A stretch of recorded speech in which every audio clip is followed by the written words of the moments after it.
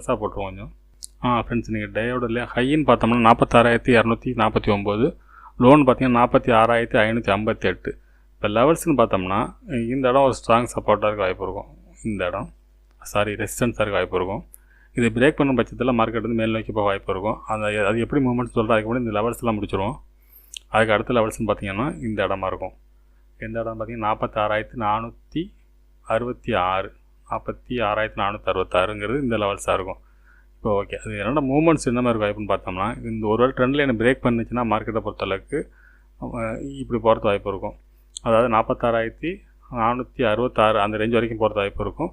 இந்த இடத்த பிரேக் பண்ண பட்சத்தில் மார்க்கெட் மேலே போக வாய்ப்பு இருக்கும்.